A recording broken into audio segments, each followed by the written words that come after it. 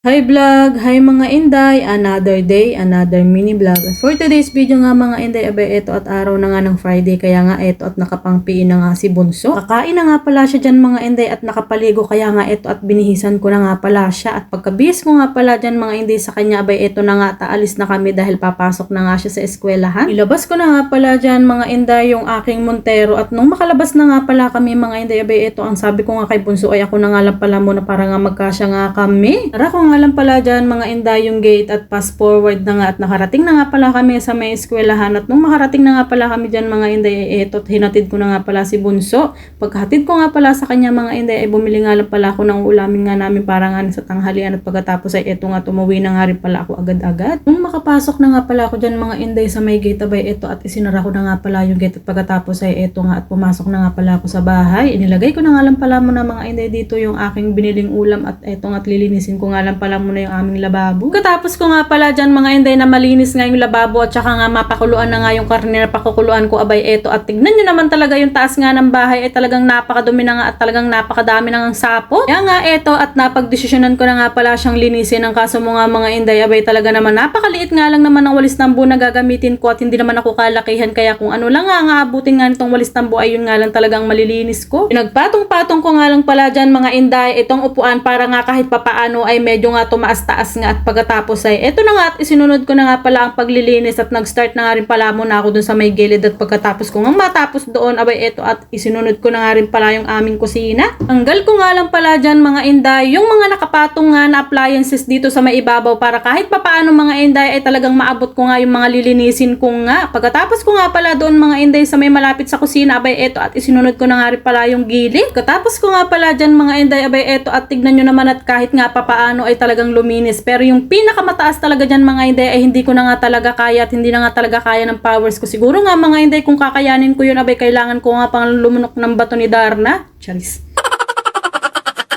Pagkatapos ko nga pala dyan mga Inday na malinis nga yung pinaka mga matataas nga dito sa may bahay, abay eto at isinunod ko na nga rin pala yung patungan nga ng appliances, at tignan nyo naman mga Inday at kahit papaano ay natanggal nga yung mga napakadaming ang alikabok nga dyan. Kung matapos na nga pala ako doon mga Inday sa may mga patungan nga ng appliances at nalinis ko na nga pala yung mga alikabok at natanggal ko na, abay eto na nga ang isusunod ko yung itong ang lababo, at talagang kinuskus ko nga yung mga sulok-sulok niyan mga Inday dahil medyo nangingitim na nga, at kailangan ko nga talaga siyang linisin para kahit papaano nga mga Inday eh hindi nga nanggigitata nga itong ating lababo. Naglagay nga lang pala ako dyan mga Inday ng Sonrox para kahit papaano nga ay pumuti-puti nga itong lababo, at pagkatapos ay ito naman ang mga kala ng sinunod ko.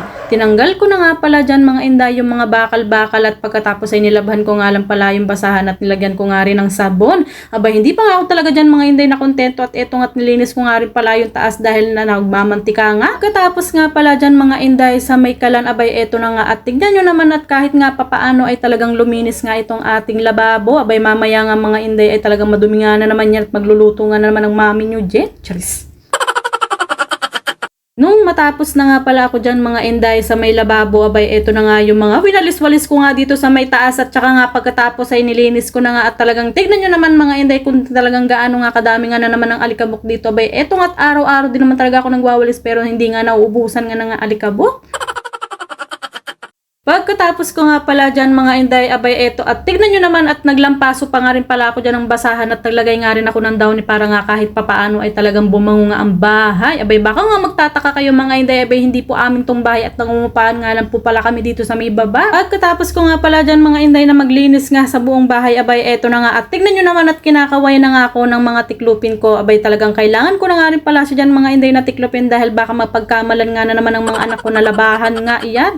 Yun lamang for today's video. Salamat sa panonood.